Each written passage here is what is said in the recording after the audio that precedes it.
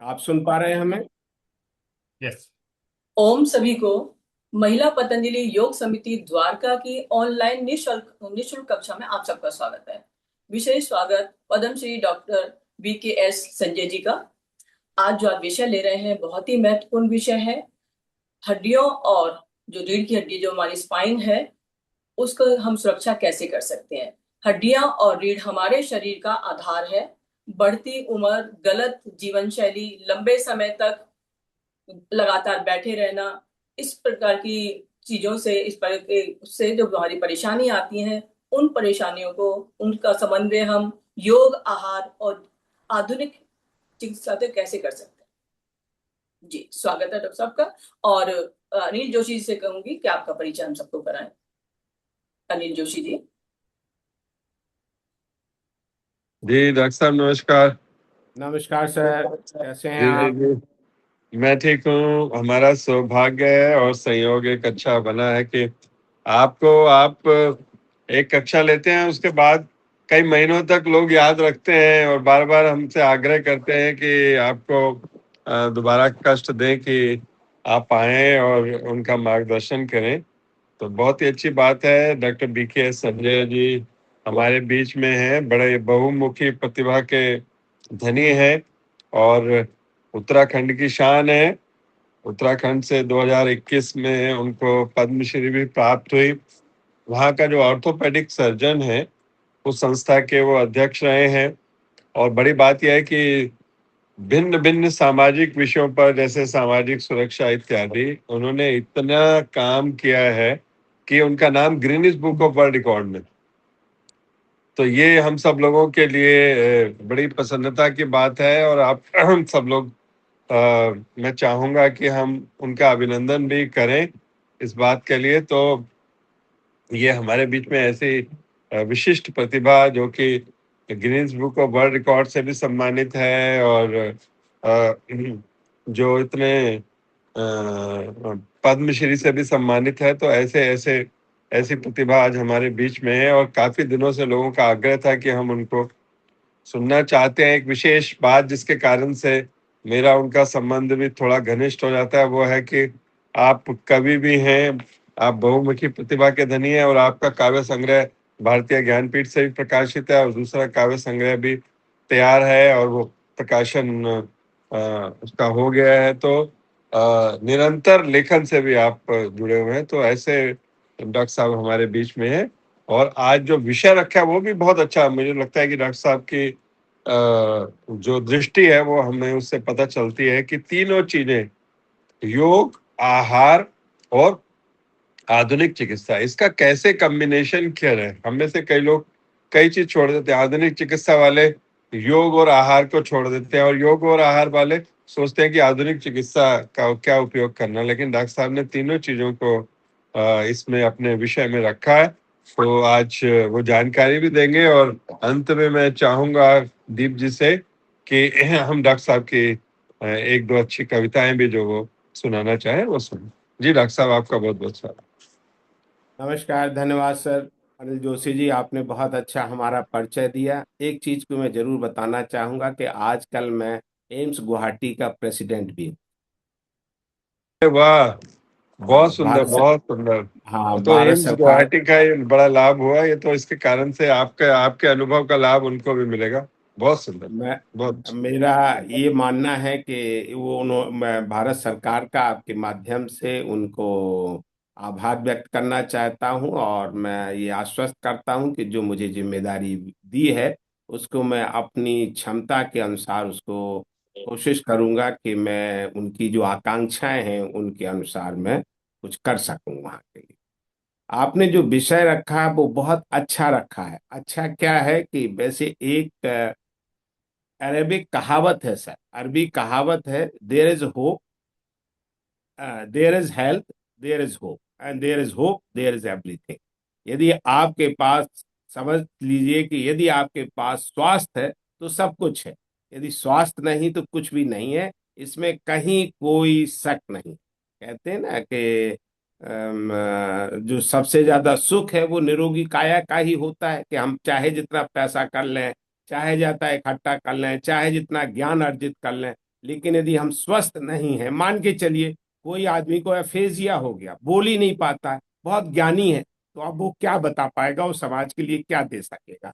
तो स्वास्थ्य का तो इतना महत्व है। और इसी तरह से यदि जो एक लंगड़ा व्यक्ति है और जिसके दोनों पैर हैं, यदि उसकी किसी भी ढंग से बराबरी कभी नहीं हो सकती, कहने को कुछ भी कह लें, हम कितना भी उनको साधन दे दें, बराबरी नहीं कर सकते। तो स्वास्थ्य का इतना महत्व है, और इसको आपने दे जो आपने विषय चुना है वो बिल्कुल सही चुना है कि हड्डियां और रीढ़ की सुरक्षा। यदि कोई हमारा शरीर है, हम चल रहे हैं, सिर्फ पैरों पे चल रहे हैं। और ये भी कहा गया, मैं तो कहता रहता हूं, जित तक आपके पैर चलते हैं तब तक आपका दिल चलता है। जब तक आपके पैर चलते हैं तब तक आपका जीवन चलता है।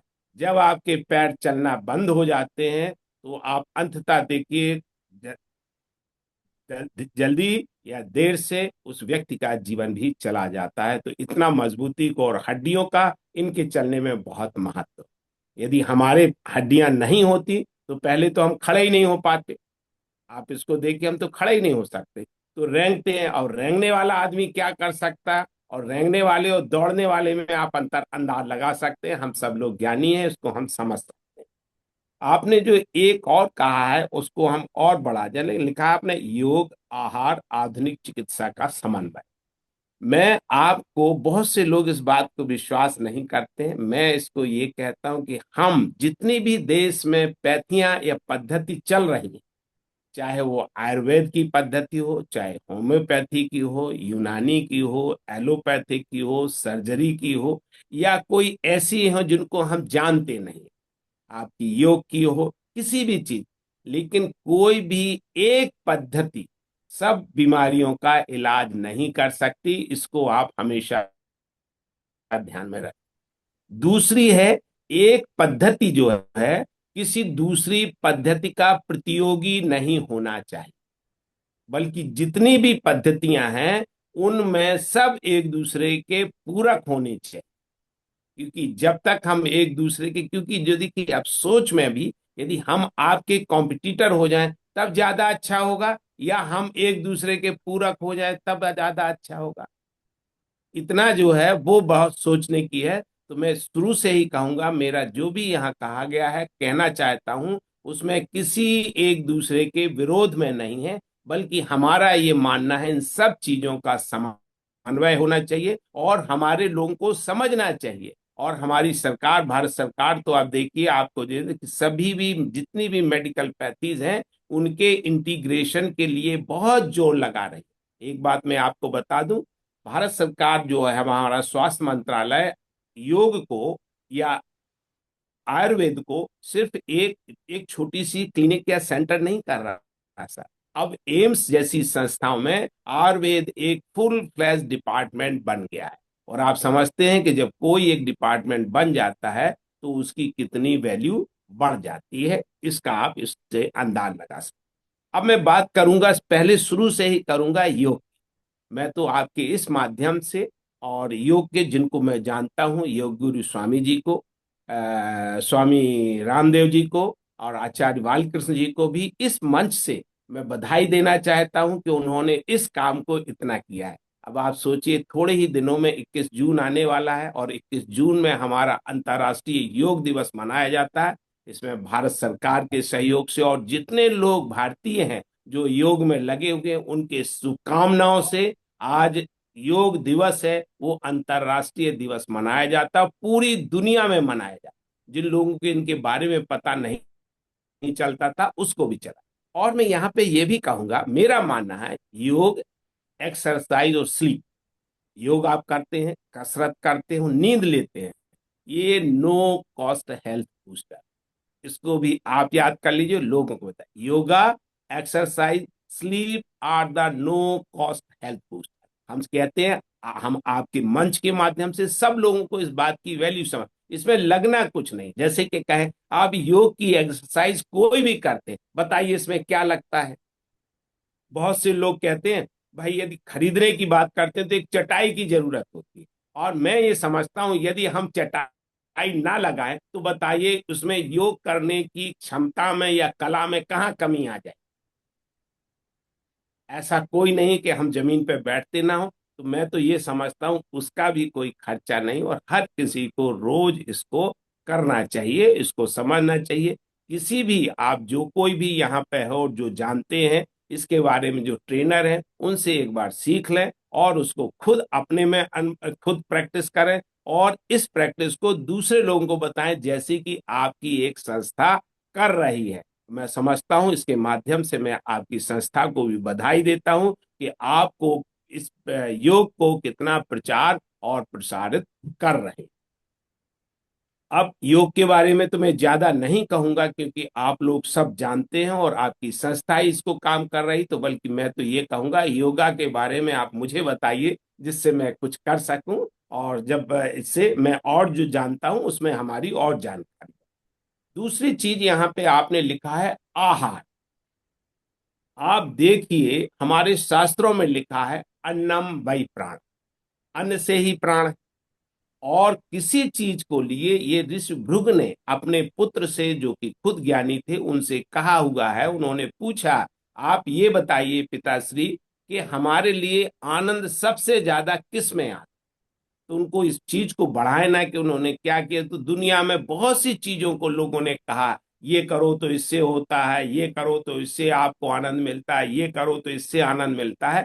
अंत में एक ही बात समझ में आई कि अन्न से ही सबसे ज्यादा आनंद मिलता। और वैसे भी कहा गया है अपने शास्त्रों में, कहावतों में, लोगों ने, भूखे भजन न होए गोपाल। तो आप समझ लिए कि इसका कितना महत्व है भोजन का।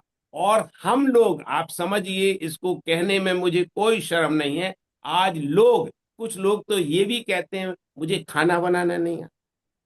खास तौर से जो लड़कियां हैं या युवा लोग हैं, वो इस बात में अपने आप को वो समझते हैं कि उनको एक मेडल मिल गया है कि वो खाना बनाना उन्हें नहीं आता। इसको आप व्यक्तिगत ना लें, किसी व्यक्ति विशेष के लिए नहीं, किसी लिंग के लिए नहीं, ये किसके लिए। मैं ये समझता हूं खाना बनाना हर किसी को आना चाहिए।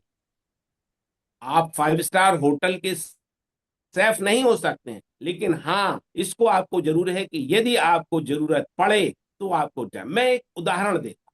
मान के चलिए अभी आपने देखा है, अभी कहीं भी देख लीजिए, और ऐसी घटनाएं होती हैं कि कहीं कोई दुर्घटना घट गई और हम वहां पे अकेला व्यक्ति, यदि वो जीवित रह गया है, जंगल में गिर गया, हमारा प्लेन क्रैश हो गया, हमारे साथ एक्सीडेंट हो गया, हम कहीं भूल के चले गए, ऐसी जगह पे चले गए जहां, तब हमारी सबसे ज्यादा जरूरत क्या होगी।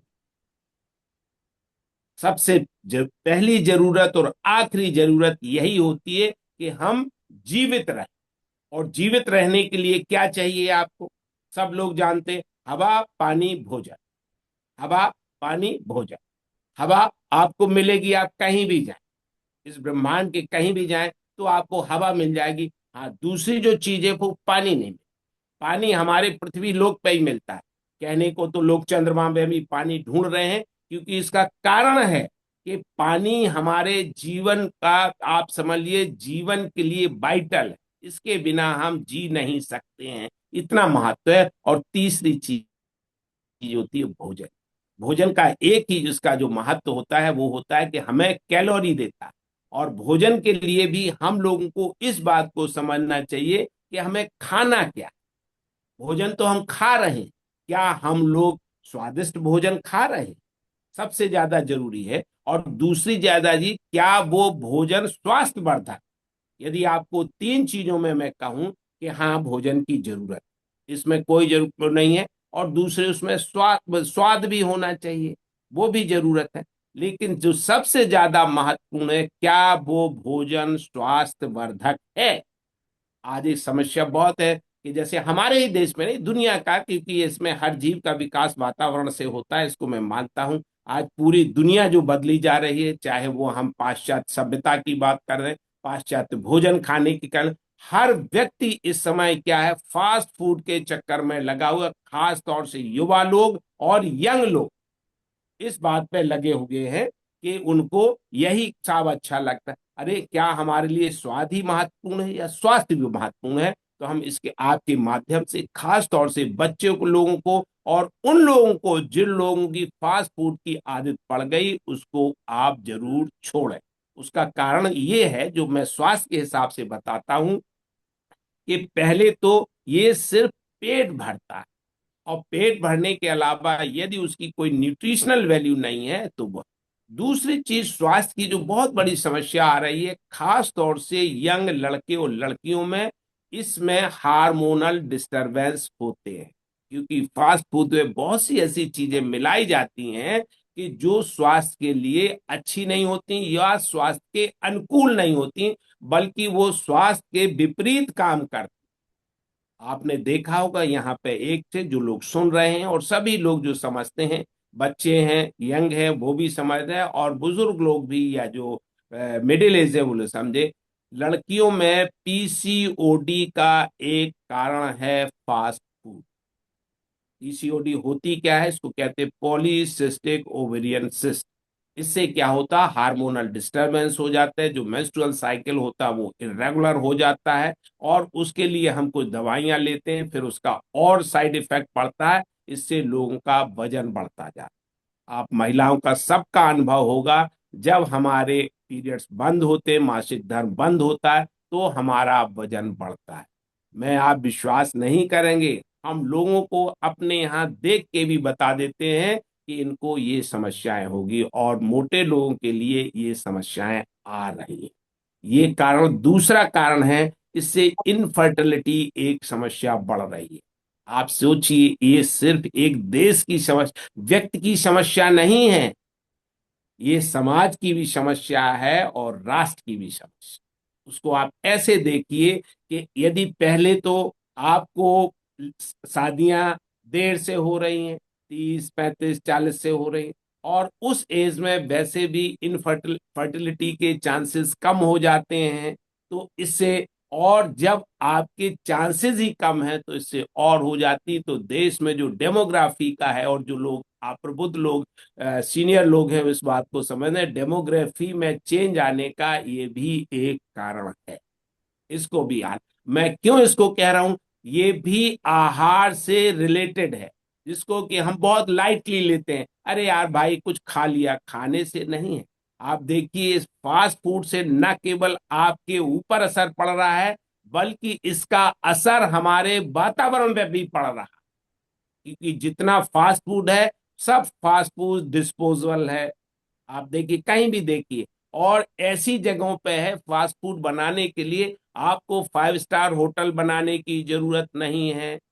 आपने देखा होगा, लोग 8x10 या 5x5 की दुकानों में फास्ट फूड का धंधा कर रहे हैं, और वहां पे आप देखिए हाइजीन की, आप सोचिए एक छोटी सी 8x10 या 10x10 की दुकान में हाइजीन कैसे मेंटेन हो सकती है, आप इसको सोचिए।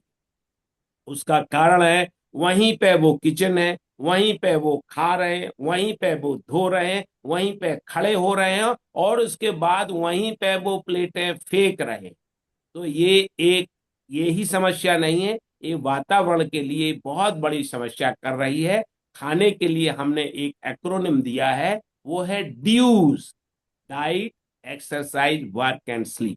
मैं समझता हूं कि यदि हम इसको फॉलो करते हैं तो हमारा स्वास्थ्य भी अच्छा होगा, हमारी दैनिकचर्या भी अच्छी होगी, हमारा शारीरिक और मानसिक विकास भी अच्छा होगा, और इससे हम न केवल स्वस्थ जीवित रहेंगे, बल्कि हम ज्यादा टाइम तक जीवित रहेंगे। और यदि आप स्वस्थ होंगे, आप इसको सोचिए, तभी आप विकसित भारत के संकल्प में या इस यज्ञ में अपना योगदान दे सकेंगे। इस बात को आप समझिए, भोजन कितना जरूरी है। इसकी मैं आपको एक और बताता हूं, आपने देखा होगा, जो बच्चे गरीब घर से आते हैं, दलित हैं, वंचित हैं, शोषित हैं, जिनको खाना ही नहीं मिल रहा, उनके आप सोचिए, यदि किसी व्यक्ति की शारीरिक वृद्धि नहीं हुई है, तो आपकी मानसिक वृद्धि कैसे होगी। आपने देखा होगा, सब लोग, आप अध्यापक हैं, आपने पढ़ा होगा, कुछ लोगों को आप 10 बार भी बताओ तो उनके दिमाग में घुसती ही नहीं है। आपका भी अनुभव होगा, मेरा तो है, क्योंकि उन लोगों का, जिन लोगों का शारीरिक विकास अच्छा नहीं है, उनका कहीं ना कहीं हद तक मानसिक विकास भी अच्छा है। तो हम अच्छा भोजन ना दे के या अच्छा भोजन ना खा के हम कहीं शारीरिक में विकास में ही बाधा नहीं डाल रहे, हम इनके मानसिक विकास में डाल रहे हैं। और भोजन अच्छा ना मिलने से मैं समझता हूं कि लोगों में शारीरिक विकलांगता भी आ रही है और मानसिक विकलांगता भी आ रही है। और ये कहीं ना कहीं से हमारी सामाजिक विकलांगता में भी योगदान दे रहे हैं। तो भोजन का इतना महत्व, खास तौर से मैं इसी के माध्यम से आप लोगों कुछ और लोगों को बताएं। कुछ लोगों ने, खास तौर से बच्चों ने, दूध ना पीने की जिद कर रखी है। हर दिन मम्मी से इसी बात पे, तुम नहीं मम्मी आज मैं इतना ही पीऊंगा। और पहले तो दूध ही एक गिलास मिलता है। उन घरों को देखिए जहां पे 10 लीटर दूध नहीं आता, 1 लीटर दूध आता है। उसमें घर वाले माँ बाप चाय भी पीते हैं और बच्चों को दूध भी देते हैं। अब आप बताइए 1 गिलास दूध में वो कितना दूध होगा। और फिर उस पे भी बच्चे जिद कर लेते हमें इतना भी नहीं पीना है।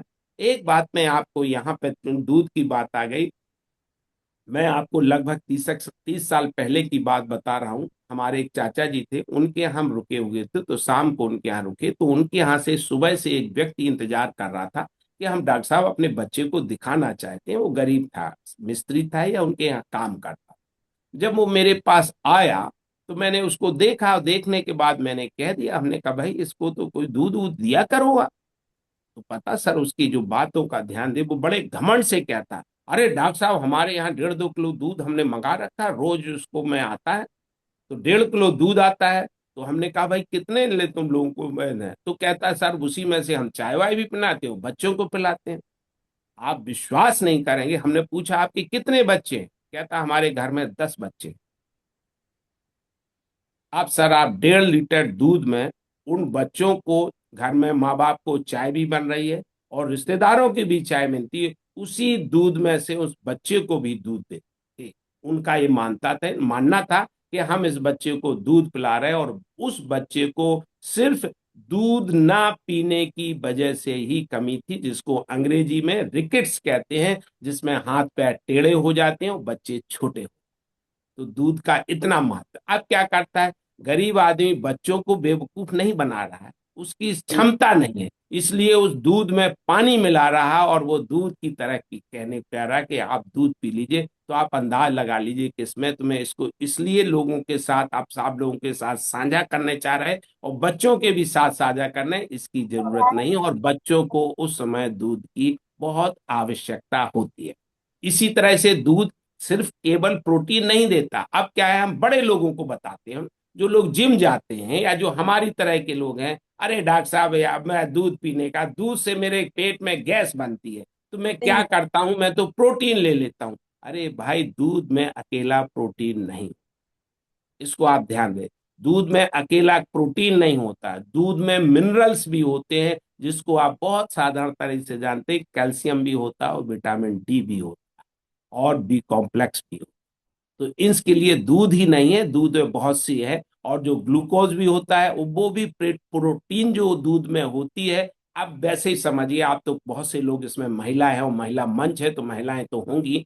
दूध दूध अकेला नहीं है, ये बच्चे के लिए सिर्फ केवल आहार ही नहीं है, ये उसके लिए सच में एक जीवन के लिए औषधि की तरह भी काम करता है। इस दूध में इम्यूनिटी बढ़ाने, खास तौर से माओ के दूध में तो इम्यूनिटी बढ़ाने की भी क्षमता होती है। इसलिए आज हमारी सरकार भी कहती है कि भाई जो महिलाएं दूध नहीं पिला रही हैं, कम से कम 48 आवर्स में जो दूध निकलता है उसको वो जरूर पिलाएं, जिसको अंग्रेजी में कोलेस्ट्रम कहते हैं, क्योंकि वो कंसंट्रेटेड होता, प्रोटीन भी होता, इम्यूनिटी भी बढ़ाता है। क्योंकि जिन बच्चों को नहीं मिलता है उनको कहीं ना कहीं से जल्दी ही आईसीयू या एन आईसीयू में जाना चाहता। तो मैं तो आपके इस मंच के माध्यम से भी कहूंगा, ब्रेस्ट फीडिंग की खास तौर से आप लोगों को समझा सकते हैं, इसकी एक आदत डालने, ना केवल इससे आपकी, मैं और नहीं कहूंगा, खास तौर से अब जो गरीब आते हैं, क्योंकि वही कहते हैं खरबूजा देख के खरबूजा रंग बदलता है।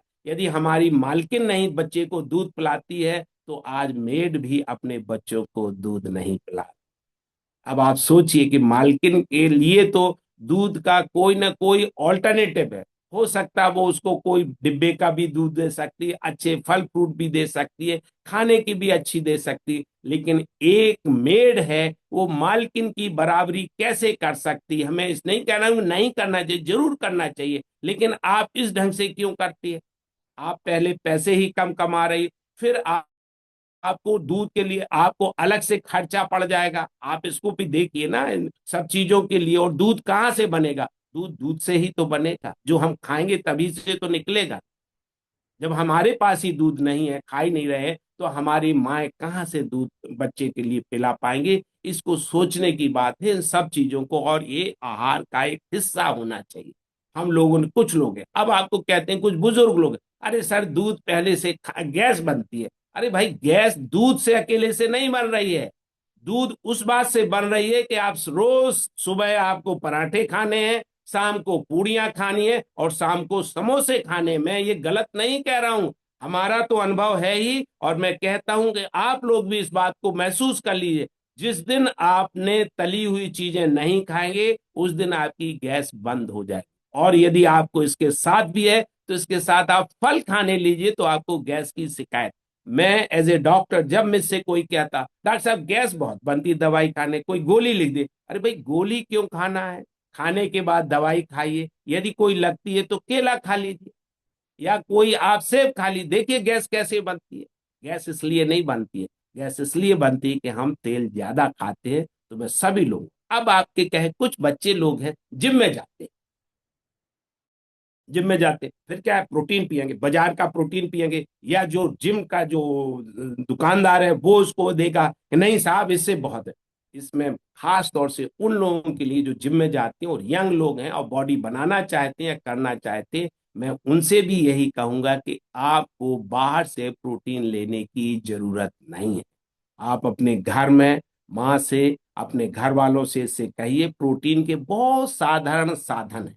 देखिए मैं प्रोटीन का एक साधन बताता हूँ। चने हैं, सूखे चने, मूंगफली है, आप इसको क्या नहीं खा सकते?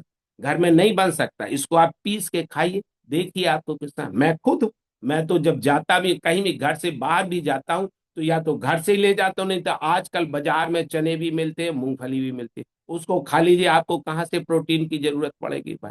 हमें कहाँ से बाजार का डिब्बा प्रोटीन का लेना पड़ेगा? उससे सबसे बड़ा नुकसान पैसा ही नहीं है, आप उसमें कुछ ऐसी मिलावट होती है जिसके खाने से लोगों में, मेरा अपना अनुभव है, इसमें मैं कोई गलत नहीं कह रहा हूं, एवियन फीमोरल हेड होता है, जिसका मतलब होता है कूल्हे में, हड्डी में जो कूल्हे की बॉल होती है, उसमें इन दवाइयों खाने से खून का दौरा बंद हो जाता है, और फिर अल्टीमेटली उनको पहले दर्द होता है, लगड़ाने लगते हैं। और ये बीमारी सिर्फ ठीक होती है, सिर्फ ठीक होती है केवल ऑपरेशन से, केवल ऑपरेशन से। कोई दवा इसमें काम नहीं करती है। थोड़े बहुत दिनों के लिए कोई दवा काम करती है, जैसे कि पेन किलर होता है, या हम कोई ऑपरेशन करते हैं, लेकिन इसमें एक ही ऑपरेशन जो कामयाब होता है, वो होता है टोटल हिप रिप्लेसमेंट।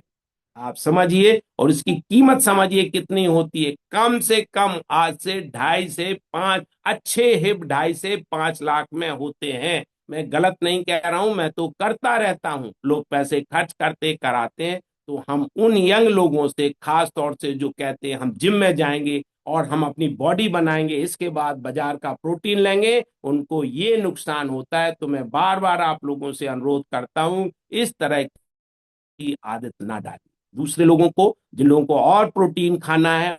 और यदि आपके धार्मिक से या कल्चर से कोई प्रोटीन नहीं है, तो अंडा एक बहुत अच्छा प्रोटीन का साधन है। न केवल उसमें प्रोटीन होते हैं, बल्कि मिनरल्स होते हैं। और कुछ लोगों को ये शिकायत होती है कि अंडे से खाने से कोलेस्ट्रॉल बढ़ता है, तो मैं सबसे इस माध्यम से कहता हूं, मैंने आज तक उसको निकाला नहीं, मैं पूरा अंडा ही खाता हूं। उसका मेरा अपना कन्विक्शन है। मैं आपको बताऊं सर, अंडा जो लोग खाते हैं उसमें देखिए, उसमें कितना वो पीला हिस्सा होता ही कितना, 1 चम्मच ना, तो 1 चम्मच से हमारा कितना कोलेस्ट्रॉल? जबकि हम दिन भर में 1 चम्मच ही नहीं बोल, चमचा भर तेल पी रहे हैं। और वो भी तेल पी रहे हैं, कोई सरसों का तेल नहीं पी रहे हैं, बाजार में जो पाम ऑयल आ रहा उसको पी रहे हैं, रिफाइंड पी रहे हैं। आप बताइए, चावल से भी रिफाइंड तेल बनता है? मैंने तो सुना है भाई तिल से ही तेल निकलता है, या चावल से तेल निकल रहा है। आपको ऐसी ऐसी बातें बताएंगे, आप हैरान होंगे सर सुन के। और मैं इस बात को शेयर भी करना चाहता हूँ कि लोगों को भी समझ। आजकल सर राइस ब्रांड का ऑयल, मैं आपको एक घटना बताता हूँ। कुछ ही दिन पहले, आज से 3 दिन, 3 एक महीने पहले, हमारे पास एक व्यक्ति आए जो कि चार धाम यात्रा में जा रहे थे, और महिला और उनका ग्रुप आया हुआ था जो हमारे पास है, उनकी पति और पत्नी। पत्नी को गिरने के बाद उनको चोट लग गई, वो हमारे यहाँ आए, तो मैंने उनका इलाज किया। इसी बीच में हम उनसे बात करने, क्योंकि मेरी आदत है, मैं पूछता क्या काम करते हैं। कहते हैं सर हम वो जो बिजनेसमैन है। हमने कहा क्या बिजनेस करते हैं? तो लोग बताते नहीं है ना। हमने कहा भाई हमारा कोई नहीं, ऐसा कुछ नहीं, हम तो एक जानकारी ले। तो कहते हैं सर हम जो राइस ब्रांड ऑयल सुना है? मैंने कहा हाँ मैंने सुना है, तो उसी को हम करते। तो हमने कहा आप क्या करते हैं? कहते मैं, आप बनाते हैं क्या? कहते हम बनाते नहीं, सिर्फ हम भूसी को लेते हैं, खरीदते हैं किसानों से, उसको सप्लाई करते हैं। तो हमने कहा अच्छा। तो हमने कहा आपका तो बड़ा काम होगा। कहते हैं हाँ बड़ा तो नहीं है, लेकिन हाँ हमारा कुछ लगभग 40 करोड़ का टर्नओवर है। उनका कहना था कोई बड़ा तो नहीं है, लेकिन 40 करोड़ का टर्नओवर है साल भर का। तो मैंने कहा भाई ये तो है, उनको अनुभव भी होगा। तो हमने कहा सर कि सबसे अच्छा तेल क्या हो? तो कहते वैसे तो राइस ब्रांड ऑयल आता, बहुत बहुत अच्छा होता। तो हमने कहा आप भी खाते हैं क्या? पता है उनका क्या जवाब? कहते सर मैं नहीं खाता। उनका ये जवाब था, मैं इस सच्ची घटना बता रहा हूँ सर, जो सुन रहे होंगे, जो व्यक्ति आए थे, यदि वो सुन रहे होंगे तो इसको भी मुझे कोई नहीं। तो कहते मैं नहीं खाता हूँ। हमने कहा सर आप क्यों नहीं खाते? आप तो कहते बहुत अच्छा है। कहते डॉक्टर साहब उसमें जो, उसमें टनों में हो वो थोड़ा सा ऑयल निकलता है, तो उसका जो परसेंटेज जो यदि निकले तो बहुत अच्छा हो, लेकिन ऐसा होता नहीं। वो तो हमने क्यों? कहते साहब कंजम्पशन बहुत ज्यादा है। और इसको राइस ब्रांड से तेल निकालने के लिए उन्हें बताया क्या बताया? कहते इसको एक पेट्रोलियम प्रोडक्ट होता है, something sort of the petrol ही होता है, उसको इसमें डाला जाता है। पहले इस राइस ब्राइन को उसमें डालते हैं, और वो उसको एब्जॉर्ब करता है, जो उसका तेल निकालते हैं। तो हमने कहा उसमें तो मिल जाता होगा तो क्या? तो कहते केमिकल प्रोसेस करके उस तेल को निकाल। अब आप सोचिए कि जिसमें आपने लिया, हमने 1 किलो अमरूद, 1 किलो का सेब लिया, और आप सोचिए उसमें 10 ग्राम ही उसमें जूस निकला। तो आप बताइए कोई बिजनेस जो होती है बहुत फायदेमंद होगी? तो उसमें फिर वो लोग मिलावट करते हैं, इसको बनाते हैं, तब इसका कंजम्पशन करते हैं। मैंने ये बताना इसलिए उचित समझा है। मैं किसी व्यक्ति विशेष के नहीं, ना हम किसी व्यवस्था के विरोध में कह रहे हैं, ना हम किसी उस दुकानदार के विरोध में कह रहे हैं, लेकिन मैं एक अनुभव बता रहा हूँ कि लोग इसी होड़ में लगे हुए कि वो बाजार में तेल बहुत आया है, वो बहुत अच्छा चलता है, किसी ने कह दिया। और किसी ने ऐसा भी नहीं है, जो लोग कहते हैं वो एक रिपोर्ट भी दिखाते हैं, हम जैसे लोगों से लिखा के, हम जैसे लोग करते हैं उसको दिखाते हैं, और फिर वो बताते हैं, जस्टिफाई कर। मैं आपके माध्यम से सिर्फ एक ही बात कहूंगा, मैं इस बात को हमेशा ध्यान रखिए कि तेल तिल से निकले। और जिसको, जिनको थोड़ा भी, गांव की, हमारी तो ग्रामीण परिवार में हम पले हुए हैं, और आज भी हम देखते हैं किसान परिवार से हैं, तो तेल के लिए जो निकलता, जिन अनाजों से निकलता, उसको तिलहन कहते हैं। तो तेल तिलहन से निकलता है। आप किसी से निकालने की कोशिश करें, वो बहुत अच्छा नहीं है। और पाम ऑयल के बारे में आपने सोचा होगा उसके लिए, और तेल में जितनी मिलावट है उसका आप अंदाज लगा लीजिए, या मिठाई में जितनी मिलावट है उसका आप रोज मास मीडिया में देखते रहते हैं, करते रहते हैं। तो आहार की इतनी वैल्यू है कि इसके लिए करना चाहिए। मैं आहार के माध्यम से सब लोगों को कहूंगा, हम लोगों को कम खाना चाहिए। खास तौर से हम लोग जरूरत से ज्यादा खा रहे हैं। कुछ हमारे जैसे लोग तो घरों में रिचुअल पैदा कर रहे हैं। मैं अपनी बात बताता हूँ, यदि आज मैंने नाश्ता नहीं किया, तो यदि हमारी वाइफ को, मैडम को ये लग जाएगा, किचन से लग जाएगा कि मैंने कुछ खाया नहीं, तो वो बहुत परेशान हुई, आपने कुछ खाया नहीं, आपने कुछ खाया नहीं, कुछ तो खा लीजिए। चलिए मैंने खा लिया। अब क्या होता है हमारे यहाँ तो, जो हमारी महिलाएं हैं या जो शुभचिंतक हैं, वो इसी बात, तुमने खाना खाया कि नहीं, खाना खाया कि नहीं? अरे भाई भूख, हमने सुबह इतना खा ही नहीं लिया। यदि हमने ठूस लिया तो क्या अब हमें लंच में फिर खाने की जरूरत है? या हम रात में एक पार्टी में गए, हम लोग अधिकांश सर्दी को कहने में, मैं आपसे माफी चाहूंगा, शब्द में कोई ऐसा गलत नहीं कह रहा हूं। अधिकांशतः लोग खा नहीं रहे हैं, वो ठूस रहे हैं। यदि ठूसने का मतलब आप समझते हैं कि यदि आप बोरी कपड़ा लें और उसमें हम एक बैग में कपड़ा भरने लगे, तो एक तो होता है बैग में कपड़े को भरना, तो वो कपड़े भी भर जाते हैं, वो बैग भी ठीक ठाक लगता है।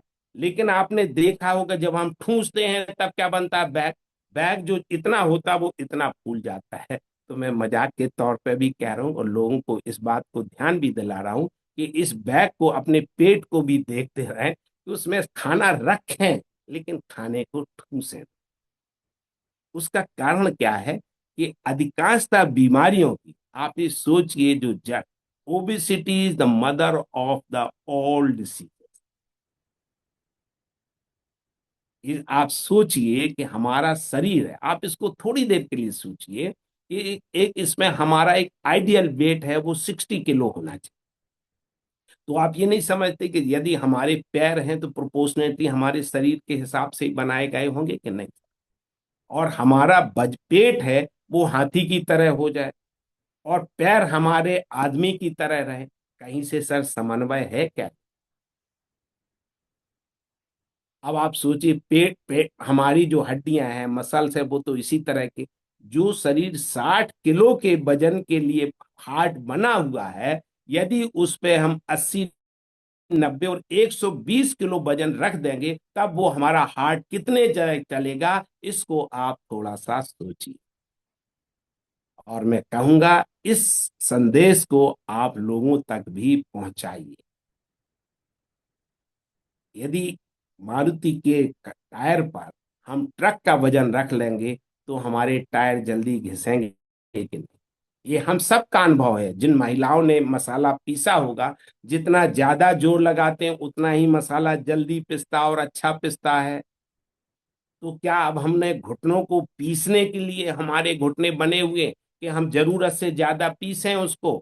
और पीसें किससे? ज्यादा वजन रख पीसने का। मैं चलने के खिलाफ नहीं हूं, ये लोगों की बिल्कुल गलत फहमी ना हो, चलने के खिलाफ आप चलिए, जितना चल सकते हैं चलिए, क्योंकि गति ही जीवन है, ठहराव है मृत्यु। जैसा मैंने पहले कहा, जिनके पैर चलता है उनका दिल चलता है, उनका जीवन चलता है। तो चलिए, लेकिन आप हिसाब से चलिए। अब आप इसको देखिए, obesity is the mother of all disease. होता क्या है, एक तो हार्ट के ऊपर, अब जब हमारा वजन बढ़ेगा, आप सोचिए, तो हमारा पैंक्रियाज एक हिसाब से होता है कि जो हम 60 किलो के हिसाब से हम उसमें 2 रोटियां खा रहे हैं, तो उसकी हमारी कैपेसिटी है। यदि हमने उस दिन 2 की जगह 10 रोटियां खा ली, कोई हमारे पैंक्रियाज को इंसुलिन ज्यादा पैदा करनी पड़ेगी कि नहीं? और आप एक अनुभव की बात कर रहा हूं, जो आदमी 5 किलोमीटर चल लेता है और उसको उस दिन हम 20 किलोमीटर चलवा दें तो व्यक्ति थकेगा कि नहीं? तो आप सोचिए कि जब हमारा पूरा शरीर थक जाता है तो शरीर के अंग भी थकते होंगे। तो इसको भी ध्यान देने वाली बात है कि हमें उतना ही, तो हमारा पैंक्रियाज उतना ही काम करता, उतनी ही इंसुलिन देता है। इससे भी ज्यादा चीज है कि अब हमारी उम्र बढ़ गई है और जो लोग सुन रहे हो उनकी उम्र बढ़ रही है, तो हमारी अब इतनी दौड़ने की क्षमता नहीं है। तो क्या हमारे पैंक्रियाज की वही दौड़ने की क्षमता होगी? मैं मानता हूं मेरे देश का, हमारा अपना, अब जब हम बच्चे थे या पढ़ते थे, स्कूल कॉलेज में जाते थे, तो सोचते थे यार रोटी क्यों खाना, फल क्यों खाना, मिठाई खा लेते थे। और कई बार हम गलत नहीं कहने, कहीं आधा किलो मिठाई भी खा ली हो तो कहीं कुछ नहीं होगा, पच भी जाती थी। आज आधा किलो मिठाई क्या, आधा लड्डू खा ले तो उससे परेशानी हो जाती है। तो इसको भी हमें समझना है। हमारे एक दोस्त थे, हमारे साथ ही रहते थे, और हम लोगों ने साथ साथ एमबीबीएस किया। बताऊंगा आपने, उन्होंने एक शर्त लगा ली। तो उस दिन उन्होंने कहा कि हम कहते हैं कौन कितनी ज्यादा पूरियां, उस दोस्त ने 25 पूरियां एक बार लंच में खा ली। आप सोचिए, जब आदमी खाएगा तो इसका जो 5 का पेट का है वो 25 खा लेगा, या हम 100 ग्राम चिकन खाते हैं उसमें आधा किलो खा लेंगे, तो उससे कितना असर पड़ेगा? तो इस बात को ध्यान देना चाहिए कि हमें वही खाना चाहिए जितनी हमारी जरूरत। अब लोग हमारे यहाँ आम बात है कि हम, अरे साहब हम ये नहीं ना, खाने के लिए हम मना नहीं कर, आप हर चीज खाइए।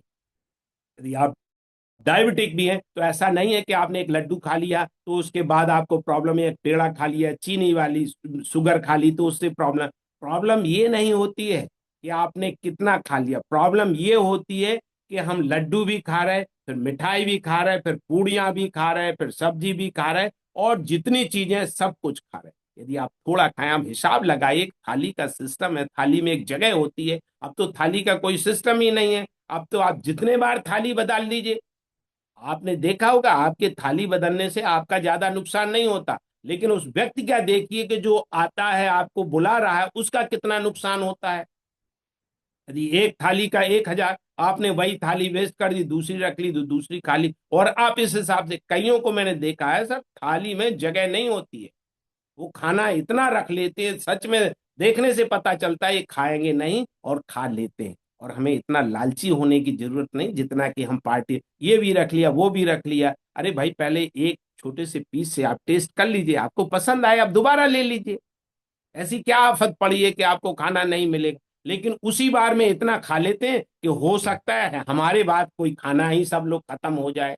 एक ये है, तो इसको भी आहार के हिसाब से जोड़िए और इन सब चीजों का स्वास्थ्य के ऊपर असर पड़ा।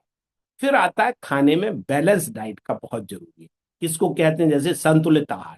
संतुलित आहार के लिए जो सबसे ज्यादा कैलोरी मिलती है वो मिलती है आपको कार्बोहाइड्रेट से। कार्बोहाइड्रेट क्या है? कार्बोहाइड्रेट जो हम रोटी खाते हैं या गेहूं चावल और आलू से, गेहूं चावल और आलू, इन तीन चीजों से मिलता है ज्यादा। लेकिन एक उम्र के जरूरत हमें कार्बोहाइड्रेट की बहुत जरूरत है। जैसे जो लोग यंग हैं, मेहनत कर रहे हैं, उनके लिए बहुत ज्यादा जरूरत है खाना। हमारे जैसे लोग या अधिकांशतः लोग जो पढ़े लिखे हैं, जिनको सीडेंट्री वर्क मिल रहा है, उनको इतना कार्बोहाइड्रेट लेने की जरूरत नहीं है, क्योंकि आपको जितनी कैलोरी की है उसको आपको जरूरत है, इससे ज्यादा आपको जरूरत है। इसलिए क्या है कि आप उसकी बजाय पे प्रोटीन को लें। और प्रोटीन के लिए सबसे अच्छा सोर्स, सस्ता सोर्स अपने देश में वो है दालें। मैं कहूंगा सब लोगों से, हम सब्जी के कई लोग क्या है, कई लोगों के घरों में मैंने देखा है दाल को सूप की तरह बनाते हैं। मेरा अपना मानना है दाल को सूप की तरह ना बनाइए, क्योंकि आपको खानी ही एक कटोरी दाल है।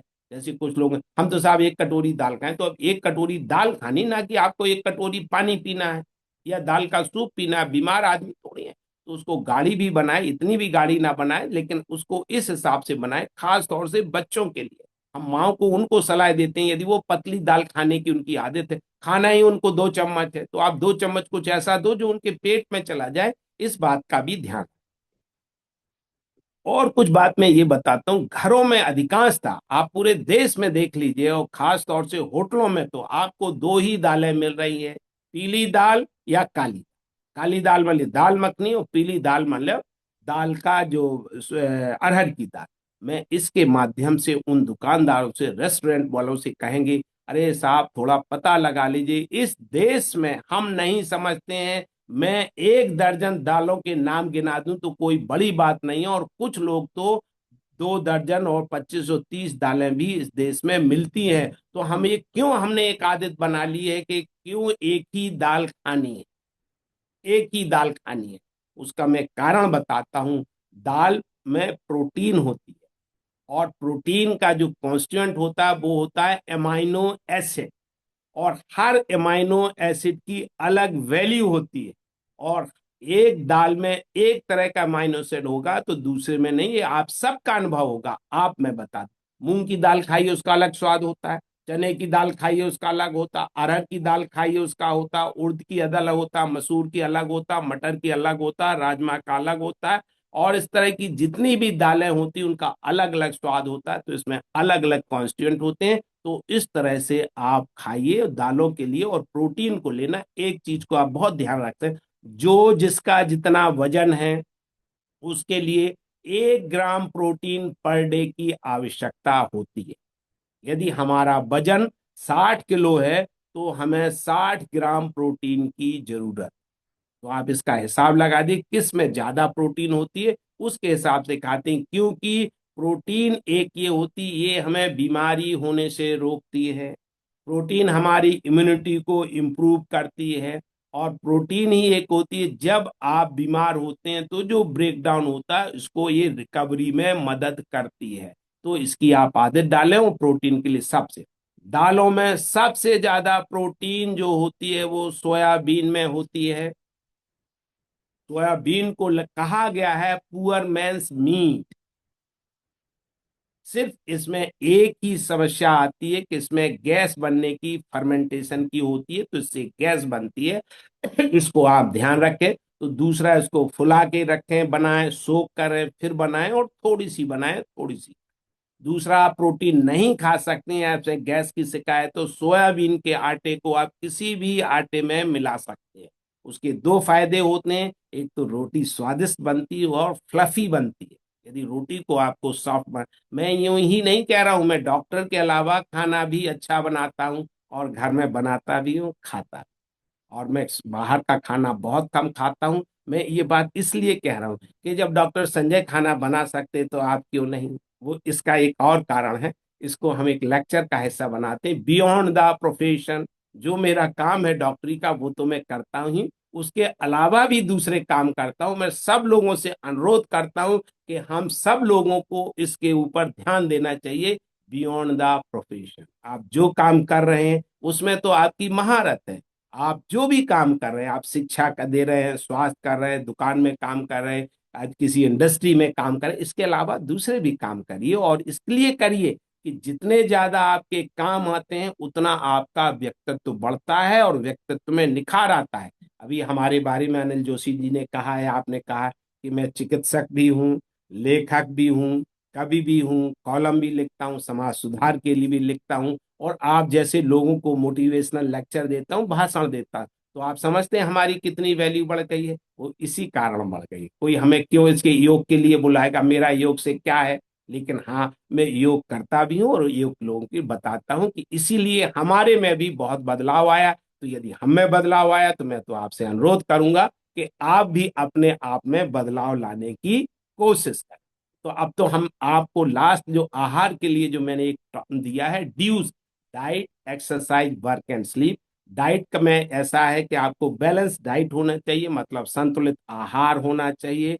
और आपके पास जितनी भी होती है, हम लोगों को निश्चित रूप से कुछ ना कुछ एक्सरसाइज करना। देखिए, मैं आप अपनी बात बता रहा हूँ, किसी और, मैं लिफ्ट को यूज नहीं करता हूँ। मैं 5th फ्लोर पे भी सर 70 सीढ़ियां हैं और मैं चढ़ता हूँ। मैं, हमारे बगल में हमारी सहयोगी बैठी हुई है, मैं कई बार इनसे भी कहता हूं कि आप भी चलो, और जब कोई नहीं होता तो मैं खुद जाता हूं। और कई बार तो मैं इस लालच से सीढ़ियों से जाता हूं कि इस बहाने हमारी एक्सरसाइज हो जाएगी, फिर हमें जिम नहीं जाना पड़ेगा। आप विश्वास करेंगे, आज तक मैं जिम नहीं गया। किसी 5 स्टार होटल में रखता हूँ, जिम की फैली तो एक दो देखने के लिए क्या जिम होते हैं उनकी फोटो लाता हूँ, और कुछ वो फोटो इसलिए दिखाता हूँ कि कुछ लोग जब उसमें जाते हैं ना होटल में एक दिन के लिए, कि होटल वाले का, लोगों की आदत है ना, आपने देखा है तिल से तेल निकालने की। तो उसमें क्या होता है कि वो बिल्कुल ऐसे सोचते हैं कि अब होटल में हमने 10,000 रुपए दिए हैं तो इसको पूरा निचोड़ ले। और एक ही बार वो होटल में साल भर में या जीवन में कुछ जाते, तो वो कुछ लोग तो जिम में भी चले जाते हैं, और वहां इस तरह के टूल्स होते हैं जो एक्सरसाइज के, कि सबको लोग उठाने की कोशिश करते हैं, और बाद में फिर हमारे जैसे डॉक्टर के। तो मैं उनको कहता हूं कि इसमें इसकी जरूरत नहीं है। आप घर में अपने काम करेंगे, आपको, खास तौर से यंग लोगों को मैं बता रहा हूँ, टीनेजर्स हैं या उससे बड़े हैं, घर में यदि अपने काम करते हैं, यदि आप अपने कपड़े धोते हैं, यदि आप रगड़ के अपने आप को नहाते हैं, और फिर कपड़ों को निचोड़ते हैं, सुखाते हैं और घंटे भर काम करते हैं रोज, तो आपको बेटा जिम जाने की जरूरत नहीं है। यदि आपको फिर भी लगता है आपकी एक्सरसाइज कम है, तो कुछ उठक बैठक कर लीजिए, कुछ पुशअप कर लीजिए, है ना। कुछ आपको इससे भी आपको आपको जिम जाने के बाद, क्योंकि आप इसको समझने की कोशिश करो, एक्सरसाइज से क्या मतलब। क्या हम वजन जिम में उठाएंगे तो ही हमारी एक्सरसाइज होगी? क्या मैं मम्मी की पानी की बाल्टी उठाऊंगा तो उससे एक्सरसाइज नहीं होगी? या पापा जी का कोई आप काम को बदला उसमें मदद कर देंगे तो नहीं होगी क्या? मेरा मानना है, चाहे आप जिम में एक्सरसाइज करें, घर में एक्सरसाइज है, काम के हिसाब से करें, रिक्रिएशन के हिसाब से करें, सब में एक्सरसाइज होती है और सब में पसीना निकलता है। और हर व्यक्ति को कुछ काम ऐसे करने चाहिए जिनमें उनका पसीना निकले। वैसे बहुत से हमारे पास है। एक महिला का आपको देता हूं यहाँ पे, मेरे पास आई बैठी होंगी, कुछ होगी 30 या 35 की होंगी, तो सामने बैठी। तो उन्होंने के, आप विश्वास नहीं करेंगे सर, ये जैसा ये फोन है आपने, उन्होंने ऐसे फोन झटके से उठाया, उनको यहाँ दर्द हो। ये होती है डेल्टॉइड मसल। तो मैं तो सर्जन हूँ, मैं ऑर्थोपेडिक सर्जन हूँ, उनसे पूछ लिया। हमने कहा कोई तो आप, नहीं डॉक्टर साहब मैंने कोई काम ही नहीं किया। तो मैंने कहा कैसे, ये ऐसे थोड़ी होता है, कोई भारी भारी काम कर दिया होगा आपने, वजन वजन। कहती नहीं डॉक्टर साहब कुछ नहीं किया, मैंने फोन को झटके से उठा लिया और तब से मुझे दर्द हो। अब बोलिए सर, भारी से भारी जो फोन होगा वो 250 ग्राम का होगा हमारे ख्याल से।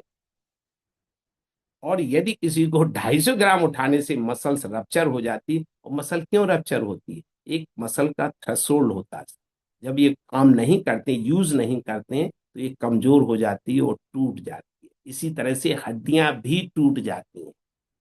तो वो महिला कहती, मैंने कहा मैडम कुछ आप काम कर लिया करो, कुछ कुछ काम। अरे सर तो मैं सब काम करती हूँ, घर का भी काम करती हूँ, ऑफिस का भी काम करती हूँ। बार बार कहे मैं डॉक्टर साहब बहुत काम करती हूँ, कम से कम 16 घंटे काम करती हूँ।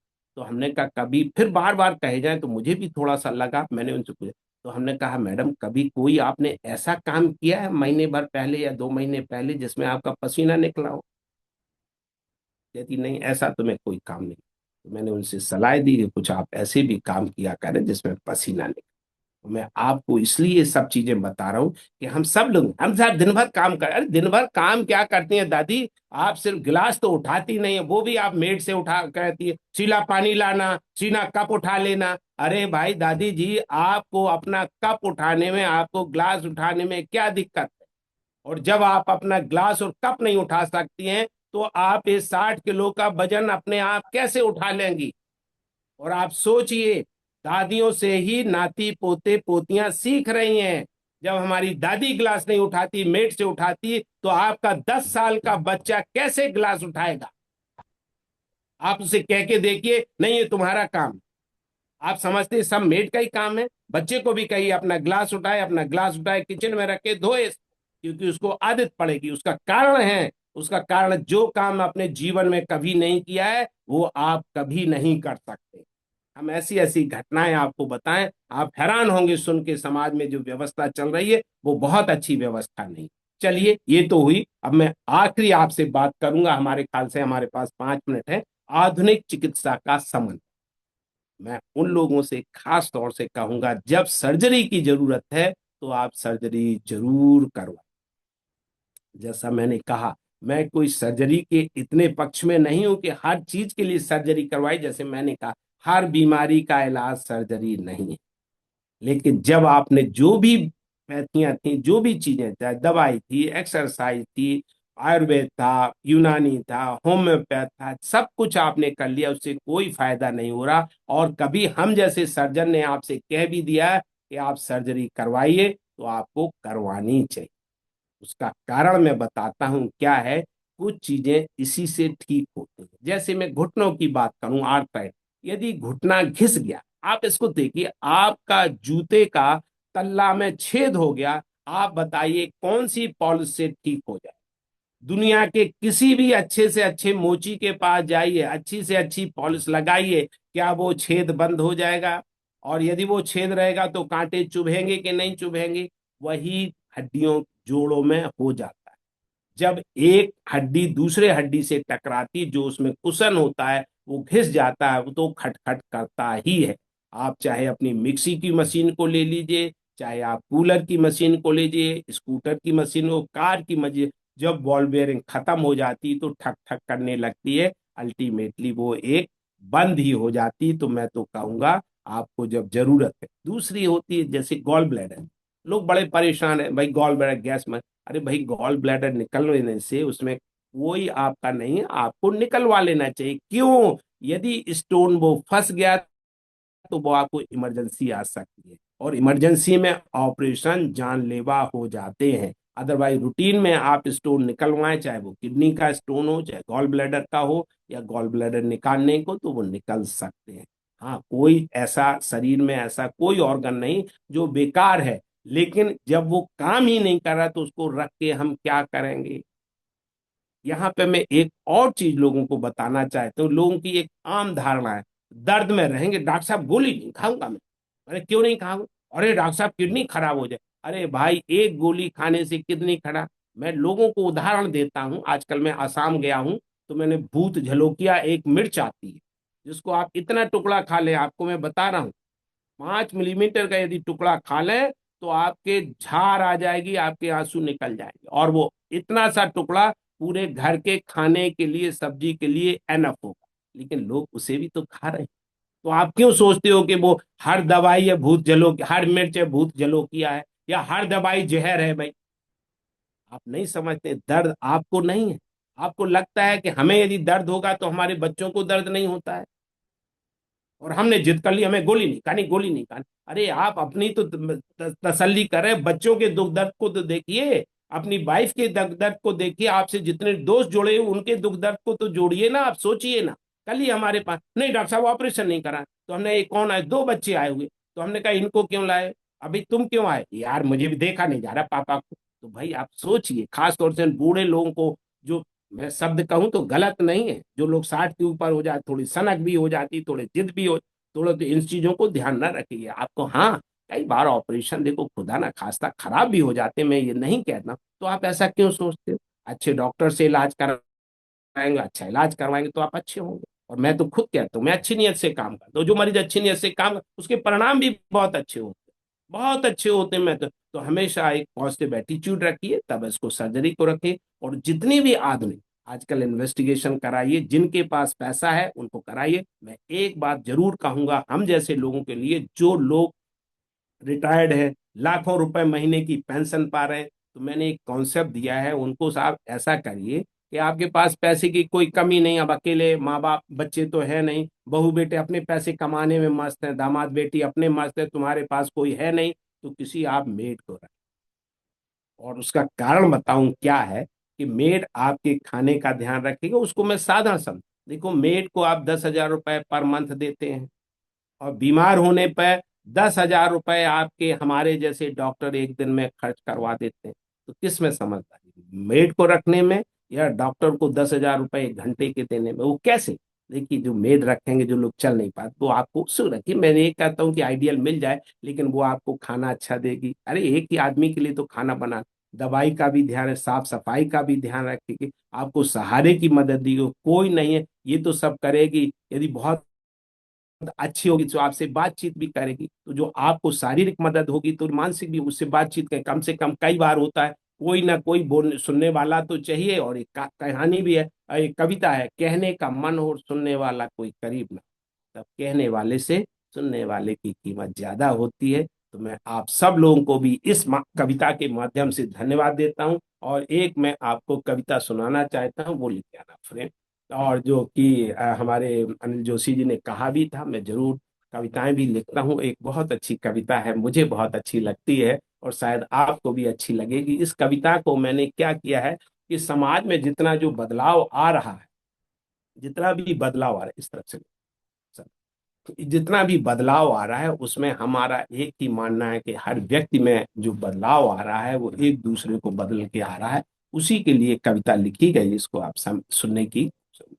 एक व्यायामी व्यक्तित्व के धनी, जिसका शीर्षक है सांप का उत्तर, ये हमारी सारी एक दूसरी पुस्तक आएगी, उद्गार उसका एक हिस्सा है। एक बहुयामी व्यक्तित्व के धनी, समाज सुधारक के दार्शनिक कवि सच्चिदानंद हीरानंद बादशाह अज्ञे ने कहा है, सांप तुम सभ्य तो हुए, सांप तुम सभ्य तो हुए नहीं, नगर में बसना भी तुम्हें नहीं आया। एक बात पूछूं, उत्तर दोगे तब कैसे सीखा डसना बिस्का? आप सब लोग, जितने लोग कविताओं में साहित्य से जुड़े हुए, हम तो समझते हैं अनिल जोशी जी ने तो जरूर इसको पढ़ा होगा, और कभी इस पे ध्यान दिया। सांप ने उत्तर दिया, एक दिन प्रातः विचरण के लिए जंगल से नगर में गया। मैंने छिपकर सुना था, एक नगरवासी धूर्त मानव साधारण वनवासी से सेखी बगा रहा था। मैं वह नहीं जो आप सोच मैं वह नहीं जो आप सोचते हैं। मैं ज्ञानी हूँ, जानता हूँ, मानता हूँ, मैंने पढ़ा है, शास्त्रों में लिखा है, विचारम परम ज्ञानम, ज्ञानम परम बलम। या अर्थात विचार ही सबसे बड़ा बल है, इसलिए मेरा शरीर आप जैसा, और मेरा विचार आप। शास्त्रों में लिखा है, विचारम परम ज्ञानम, ज्ञानम परम बलम, अर्थात विचार ही सबसे बड़ा बल है, इसलिए मेरा शरीर आप जैसा, और मेरा विचार आप। यह सुनते ही सांप को भी सांप सूंघ। आप लोग सुन पा रहे हैं सर कि नहीं? जरूर जरूर सर, बहुत अच्छा। अच्छा, धन्यवाद। मुझे लगा मैंने तो इतना समय नहीं दिया, पूछता हूँ, सांप सूंघ। नहीं। इसलिए मेरा शरीर आप जैसा पर मेरा विचार सांप जैसा, यह सुनते ही सांप को भी सांप सूंघ, यह सुनते ही सांप को भी सांप सूंघ गया। सुधाने पर सांप ने कहा, हे कपटी मानव, अब मैं समझा तू इतना विचित्र क्यों, तू इतना घृणित क्यों है। तू आस्तीन का सांप लगता है, मुंह में राम, बगल में छुरी रखता है, धोखे से वार करता है और हम जैसे सीधे साधों को मारता है, फिर हमें ही बदनाम करता है, यानी उल्टा चोर कोतवाल को। और क्या था? धन्यवाद। हे अभिजात मानव, मैं वह नहीं जो आप सोचते हैं, मैं वह नहीं जो आप सोचते हैं। आप मेरा इतिहास नहीं जानते हैं। आप पढ़ सकते हैं मेरे बारे में अतीत और आज के धर्म और विज्ञान के ग्रंथों में कि लोग मुझे पालते हैं, पूजते हैं। मैं अकारण किसी को नहीं डसता, मैं अकारण किसी को नहीं डसता, मैं उसी को डसता हूं जो मुझे डराता है, सताता है, क्योंकि मैं भी ईंट का जवाब पत्थर से देना जानता हूं। हे कुली, पर मैंने तो साधारण व्यक्तियों से सुना है कि हर जीव का विकास वातावरण से, हर जीव का विकास वातावरण से होता। मैं कोई अनोखा नहीं हूं। और सीखने के तीन ही तरीके होते हैं, देख के, सुन के या करके। सीखने के तीन ही तरीके होते हैं, देख के, सुन के या करके। हे मनीषी, उत्तर सुनोगे तो आप सम से पानी पानी हो जाए। क्या आपने यह भी नहीं सुना है, पढ़ा है? यदि नहीं तो कान खोल कर सुनो, गांठ बांध लो। बद अच्छा बदनाम, बद अच्छा बदनाम बुरा होता है। खरबूजे को देखकर खरबूजा रंग बदलता है। इसलिए मैं सीना तान कर डंके की चोट पर 100 बातों की एक बात कहता हूं। हे परम ज्ञानी मानव, मेरा शरीर सांप जैसा पर मेरा विचार आप। मैंने डसना आपसे ही सीखा, जिस आपसे ही। सुंदर था, बहुत सुंदर, बहुत बहुत सुंदर। धन्यवाद। गहरी। बहुत सुंदर। क्या बात। धन्यवाद। एक धन्यवाद। बार सभी मैं लोग एक तालियों से। कविता के 1 मिनट और लूंगा। एक छोटी सी कविता के माध्यम से आप लोगों को धन्यवाद और शुभकामनाएं। जैसे जैसे सपने बढ़ते हैं वैसे वैसे जीवन बढ़ता है। मैं तो कहूंगा, सपनों को बुनो, पालो, पोसो, बढ़ाओ अपनी पूरी लगन और मेहनत से, क्योंकि सपने ही तो भविष्य है हमारा आपका। हाँ, अपने सपनों को पूरा करने के लिए दूसरों का सहयोग लो और दूसरों के सपनों को पूरा करने के लिए अपना सहयोग दो, क्योंकि जीवन का आधार ये, क्योंकि जीवन का आधार ये सहयोग। सहयोग के बिना हम सबकी उत्पत्ति नहीं हुई हो, सहयोग के बिना हम सबकी उत्पत्ति नहीं हुई होती, ना ही होता इतना विकास एवं विस्तार। आज यहाँ जो पूरा हो रहा सपना ही तो था, और क्या। हमारे सपनों को संभालने के लिए आपको धन्यवाद और आपके सपनों को संभालने के लिए हमारी शुभकामनाएं। जय हिंद, नमस्कार। थैंक यू बहुत सर। सुंदर, थैंक यू, थैंक यू। बहुत बहुत सुंदर, आपने तो इतना अच्छे अच्छा। विचार कविता के माध्यम से प्रस्तुत करे आपने। बहुत गहरी बहुत कविता बढ़िया, थी, बहुत बढ़िया था बहुत आपका। अच्छी। धन्यवाद दिल सर, खुश हो धन्यवाद। गया। धन्यवाद। सर, यदि धन्यवाद। आपके मेरा पास मेरा 2-4 मिनट एक प्रश्न हो था सर। तो। हाँ। जरूर पूछिए हाँ, सर। मैं वही मेरा क्वेश्चन के लिए मैं। एक आप प्रश्न है पूछ। मेरा। हाँ, एक ये मिनट। मैं बताऊं, मैं बोलूं कि आप बोल रहे हो? बोलिए। कोई जो, हाँ। आप बोलो। मैं ये कह रहा था कि हमारी जो मिसेज है, इसका हम्म, अपेंडिक्स जो आंत बढ़ जाती है, उसका हाँ एक हाँ बढ़ गई थी। एक बार इसका ऑपरेशन हो चुका, हाँ हाँ गाल ब्लेडर भी निकाल दिया, तो 2 ऑपरेशन हो गए पेट के। हाँ हाँ हाँ। अब इसके ऑपरेशन होने के साल भर बाद फिर वो बगल से लटकन लगी। फिर मतलब वो जो है एक तरफ को लटकन लगी, साइड में से, खाल में हाँ से, हाँ जैसे हाँ उठा हुआ हिस्सा। तो आंत का, तो मैंने सर्जन, एक डॉक्टर है यहाँ बंसल, तो उनको मैंने हाँ। बताया। तो उन्होंने हम्म, कहा कि 76 साल की उम्र में अब इनका एक हम्म, ऑपरेशन हो गया, 2 हो गए, ऑपरेशन अब नहीं हो सकता। अब तो इस पे हम्म, बेल्ट बांधो। तो जब लिटारते हैं, लिटार के उनको देखते हैं, उसको दबाया उन्होंने, तो वो जो मोटा फूला हुआ भाग था वो अंदर चला गया और पेट बिल्कुल हलवा जैसा हो गया, नॉर्मल। इनको कहीं कोई दर्द नहीं।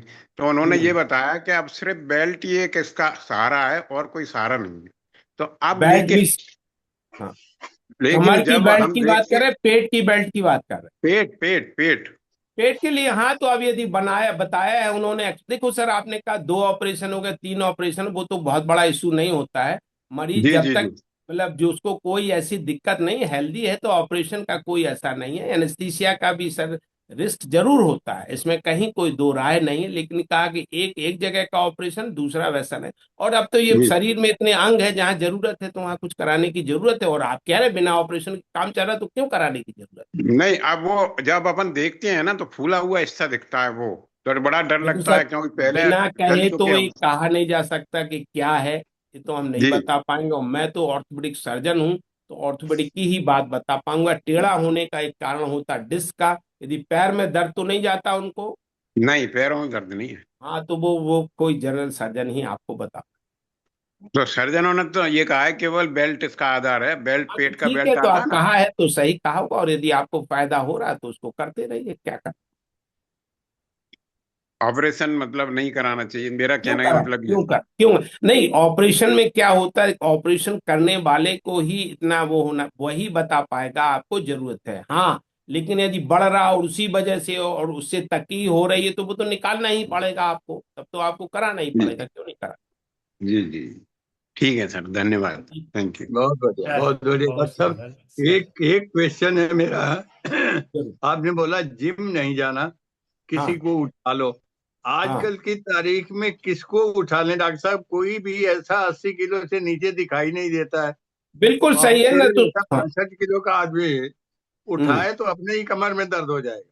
बिल्कुल सही कह रहे हैं आप, बिल्कुल तो, सही कह रहे हैं।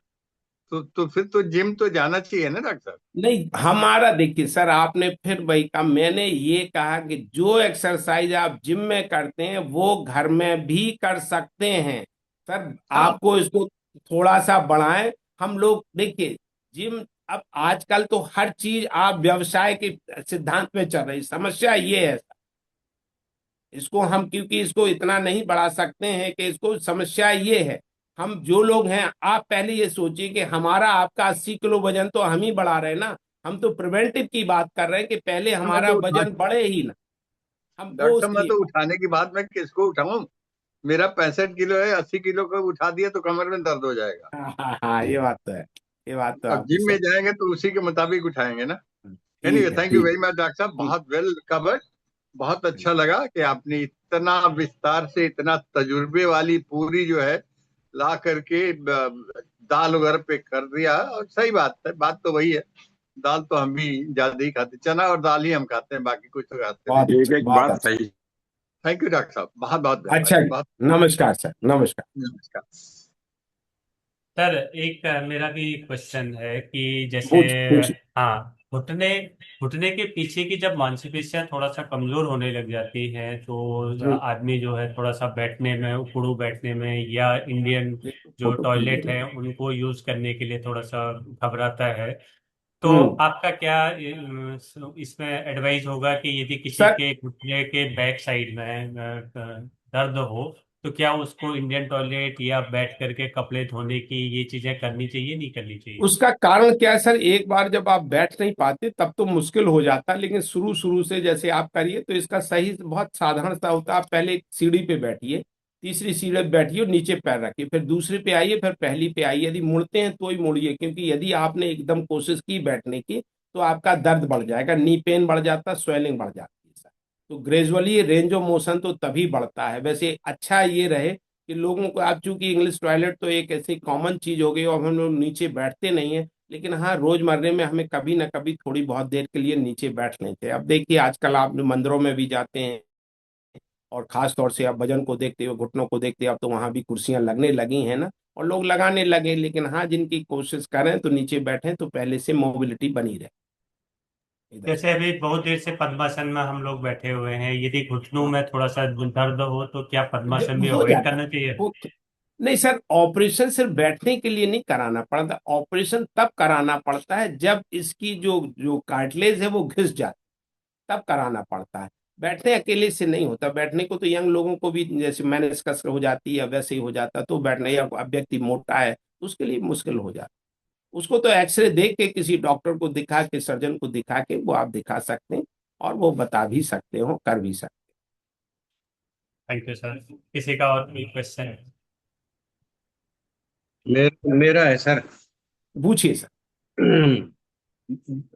यूरिया एसिड बढ़ जाता है जब शरीर के अंदर, तो दालें कौन सी खानी चाहिए, कौन सी बंद करनी चाहिए, एक क्या है? ऐसा होता है कि जो दाल, जितनी मोटे छिलके की दाल होती है उनको थोड़ा सा आप कम करें, क्योंकि प्रोटीन का कंटेंट ज्यादा होती है। और पहाड़ में जो कुलथ की दाल होती है वो यूरिक एसिड को कम करने के लिए बहुत अच्छी होती है। दूसरी दालें जो आपको है कि जैसे राजमा है, किसी को छोले है, इसको आप साधारण से, जो दाल ज्यादा देर में गलती है उसमें ज्यादा दिक्कत आती है।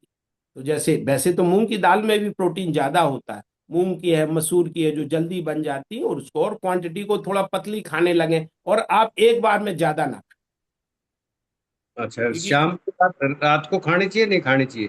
शाम देखिए को? सर, इससे कोई फर्क नहीं पड़ता है, यूरिक एसिड का बनने से सुबह से शाम नहीं होता। यूरिक एसिड बॉडी में अपने आप बनता है, क्योंकि इसकी मेटाबॉलिक एक्टिविटी का एक बाई प्रोडक्ट होता है। जैसे आप कोई भी चीज चलाएं, धुआं निकलना है, तो कोई तेल जलाए, मिट्टी का तेल जलाए, पेट्रोल ले जाए, डीजल जाए, सबसे धुआं निकलना। तो इसी तरह हर प्रोटीन के प्रोडक्ट बाई प्रोडक्ट होता है, वो जो होता है यूरिक एसिड होता है, लेकिन उसकी क्वांटिटी कम कर।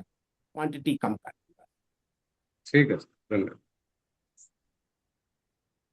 डॉक्टर साहब, एक दूध के बारे में पूछना था सवाल कि पूछिए दूध सर। जो है अमूल का दूध जो है पीना चाहिए कि नहीं? इसमें तो केमिकल वगैरह तो नहीं मिला होता?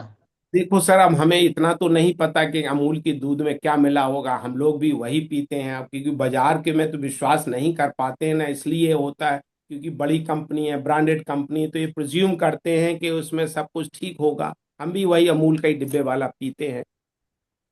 डॉक्टर साहब, दूसरा जो है ना, जो एक संस्था है, उसको बोलते IASS, और दूसरी हाँ है हाँ। NDS। ये लोग बोलते हैं हाँ। दूध नहीं पीना चाहिए, दूध के बने हुए प्रोडक्ट नहीं खाने चाहिए, उसके ऊपर देखो बहुत सर, ज्यादा जोर देते हैं। देखो उसका जो चीजें हैं, उनका दो कारण हैं। जो लोग कह रहे हैं कि दूध की बनी प्रोडक्ट, कुछ लोग हैं जो बिल्कुल वेजिटेरियन हैं और वो इसको भी नहीं मानते हैं। अब ये तो एक उनका वो है, उसको भी वो नहीं मानते हैं ना, तो एक ये वजह रहती है, तो वो उसको लिए नहीं कहते हैं। तो अब इसमें तो थोड़ा सा कहना मुश्किल होता है सर, ये कई बार चीजें भी बड़ी लोगों को है, अपने अपने हिसाब से लोग सोच रहे हैं, अपने अपने हिसाब से लोग करें। 65 एंड अबव वालों को दूध पीना चाहिए कि नहीं पीना चाहिए? क्यों नहीं सर, दूध तो इसलिए है कि आपको पीना ही चाहिए ना, क्योंकि उसमें कैल्शियम होता है, विटामिन डी होता है, प्रोटीन होता है। लेकिन एक एज बढ़ने के बाद क्या हो कि मिल्क की जो टॉलरेंस है, वो इनटॉलरेंस डेवलप हो जाती है। कुछ लोगों में पहले ही से होती है, तो वो इसे, तो जो लोग नहीं पीते हैं तो उनको ये दिक्कत होती है, वैसे नहीं। पीना तो चाहिए सर, पीना थैंक यू चाहिए, सर, देखिए। थैंक यू सर, धन्यवाद सर। नमस्कार। दूध पर ही मुझे एक ये चीज पूछना था कि क्या दूध सुबह पीना अच्छा है या रात को सोते वक्त पीना देखो अच्छा सर, है? हम इतना तो नहीं कह पाएंगे, लेकिन ये जरूर है कि रात में यदि दूध पीते हैं तो दूध में ट्रिप्टोफान होता है, जो कि आपको स्लीप में मदद करता है। कुछ लोगों को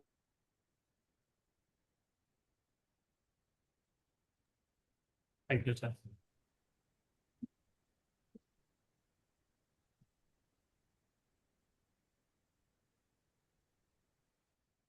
वो है, तो उससे बहुत। और कोई सवाल सर? पूजा जी, जल्दी से आप अपना क्वेश्चन करिए। पूजा जी। नमस्ते सर। सर मुझे एक्चुअली मेरा नमस्ते। बेटा 19 साल का है, उसने ना वेट लिफ्टिंग कर ली तो उसके बैक, लोअर बैक में बल्जिंग सा कुछ हो गया है। बिल्कुल, उसको डिस्क की प्रॉब्लम आ गई मैम। हाँ जी, तो उसमें केस में क्या कर सकते हैं आप, मतलब देखिए, पहले तो ऑपरेशन? उसमें कंफर्म करने के लिए एमआरआई करवाओ। MRI करा ली सर। तो उसमें यदि डिस्क की प्रॉब्लम है तो उसमें दवाइयाँ, एक्सरसाइज, इंजेक्शन बैक में लगता है, वो करवाइए। फिर एमआरआई, डिस्क कितनी बड़ी है, कितनी दिक्कत दे रही, उसी तरह से इलाज में हो। ठीक, ठीक है सर, ठीक है। Thank you. हेलो। हाँ जी मैम, नमस्ते। हाँ, नमस्कार सर। नमस्ते। सर, कल से ना मेरे सीने में दर्द हो रहा है अचानक से, हम्म। और सांस भी ले रही तो उसमें भी दर्द हो रहा है, सांस लेने देखो, में। ये कहना मुश्किल, क्या उम्र है आपकी? सर 46। यूजुअली वैसे होना तो नहीं चाहिए, लेकिन ऑस्टियोपोरोसिस शुरू हो जाती है तो उसकी वजह से कैल्शियम भी, मसल्स भी वीक हो जाती है, बोन भी वीक हो जाती है। कोई बहुत ज्यादा नहीं है, कोई भी पेन किलर ले ले, उसका एक कारण है। यदि गैस की शिकायत नहीं, पेट में जलन नहीं हो रही, तो मसल्स का उसके होता है। विटामिन डी का टेस्ट करवा लें या BMD करवा लें। अच्छा, नीचे झुकने में ज्यादा, जैसे जैसे झुक रही हूँ हाँ, ना तो तो ऐसे। मसल्स का ही स्ट्रेच हुआ है, तो मसल्स के लिए दवाई ले लें, बहुत अच्छा रहेगा। अच्छा, थैंक यू सर। अच्छा, नमस्कार। नमस्कार। थैंक यू बहुत, आपका टाइम लिया हमने और काफी अच्छी जानकारी दी सर आपने। बहुत बहुत धन्यवाद आपका। सर एक चीज, छोटा सा एक क्वेश्चन और रह गया था कि क्या गॉल बोलिए। ब्लैडर में स्टोन का कारण बैक पेन होता है?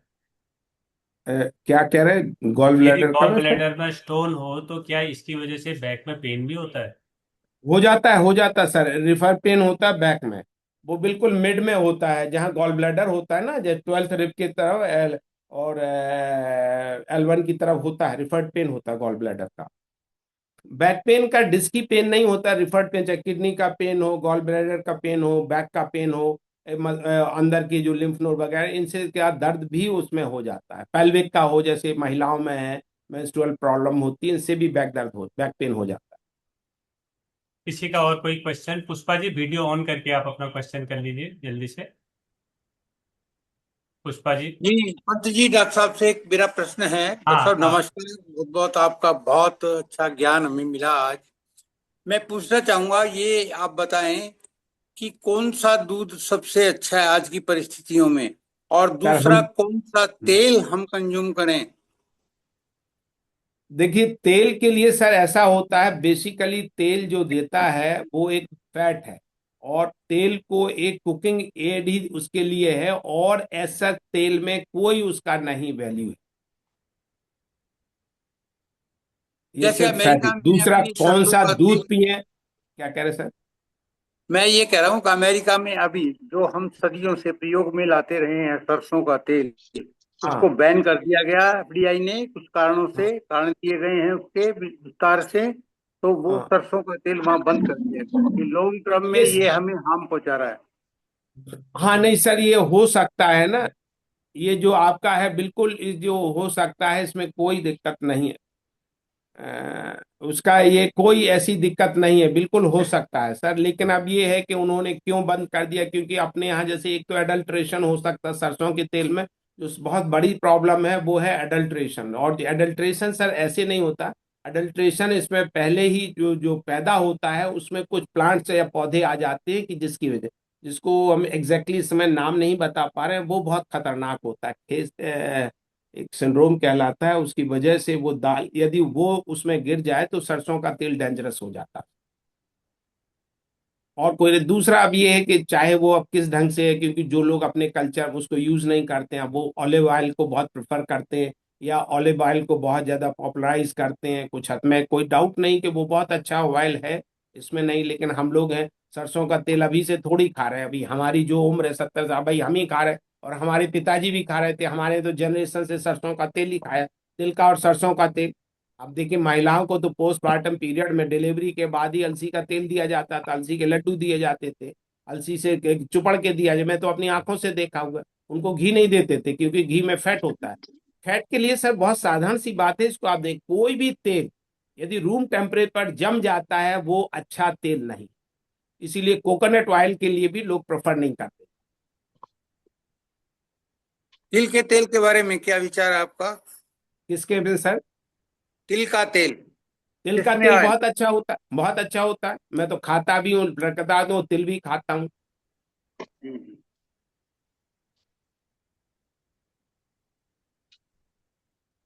धन्यवाद डॉक्टर साहब। अच्छा जी, नमस्कार सर।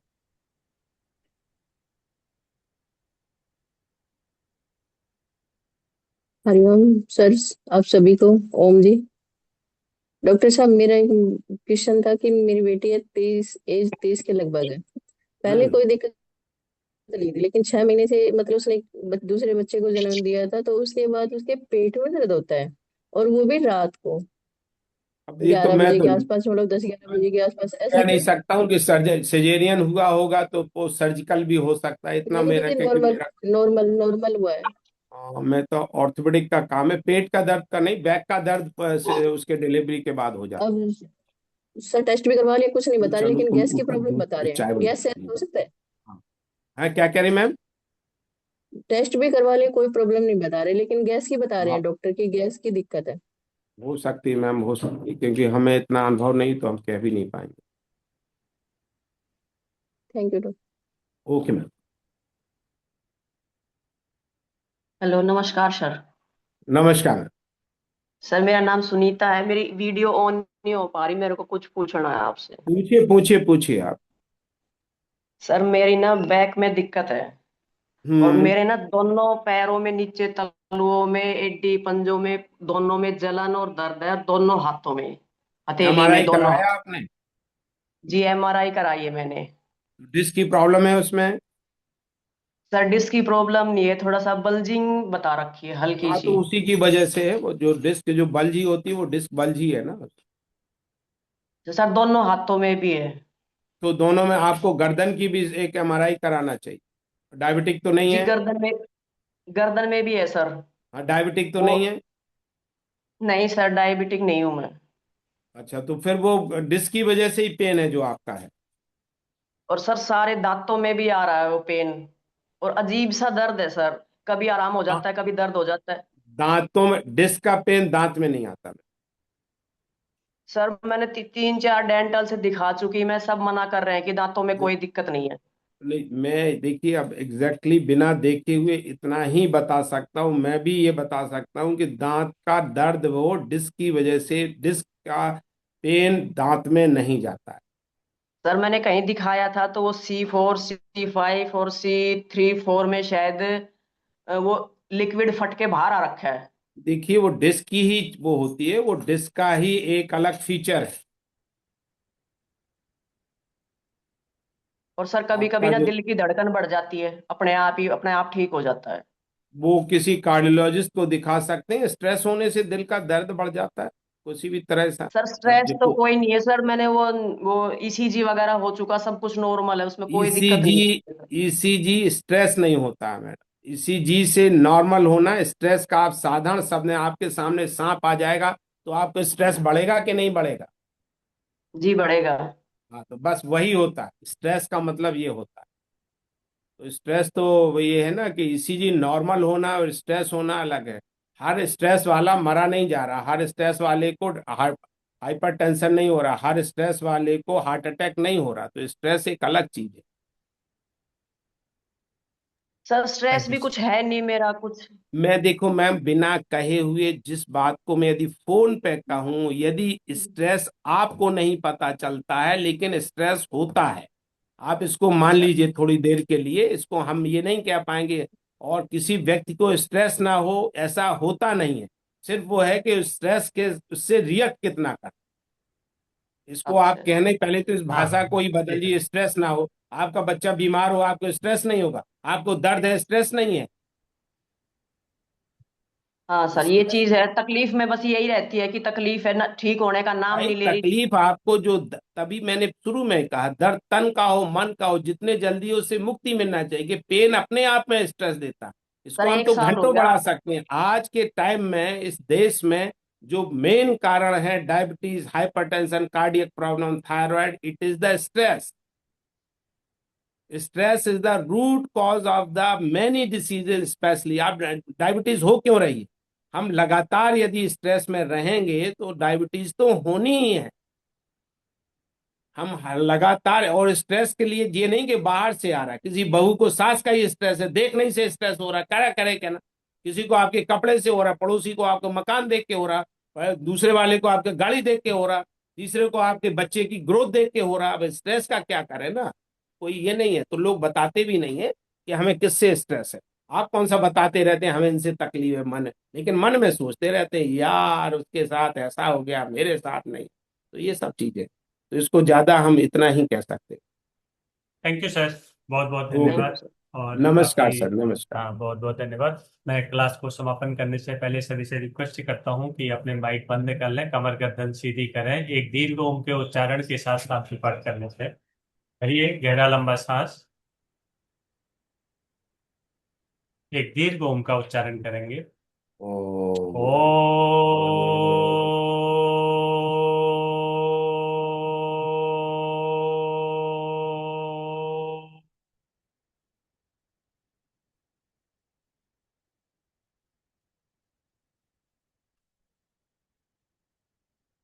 ओम द्यौ शांति अंतरिक्ष गम शांति पृथ्वी शांतिरापः शांतिरौषधयः शांति वनस्पतयः शांतिर्विश्वे देवाः शांति ब्रह्मा शांति सर्वगम शांति शांतिरेव शांति सामा शांति रेधि। ओम शांति। शांति शांति। कुछ क्षण इस शांति को महसूस करें, अपने दोनों हाथों को जोड़ें, धन्यवाद करें उस परम पिता परमात्मा का। धन्यवाद आप सभी लोगों का जो इस पटल पर जुड़े हुए हैं। दोनों हाथों से घर्षण करें तेजी के साथ और उससे निकली हुई ऊष्मा को अपने मुखमंडल पर लगाएं। आप सभी का दिन शुभ हो, मंगलमय हो, इसी कामना के साथ बहुत बहुत धन्यवाद डॉक्टर साहब, आपने इतने डॉक्टर शॉर्ट साहब के नोटिस पर पुनः आपने आगमन की हमारा, प्रतीक्षा में बहुत बहुत हाँ धन्यवाद। बहुत पुनः धन्यवाद सर आगमन की आपने। प्रतीक्षा में बहुत अच्छा लगा। बहुत एक थैंक यू एक डॉक्टर बात साहब, जो है आपकी बहुत बहुत अच्छी। बढ़िया, वंडरफुल। धन्यवाद जी सभी का बहुत। आप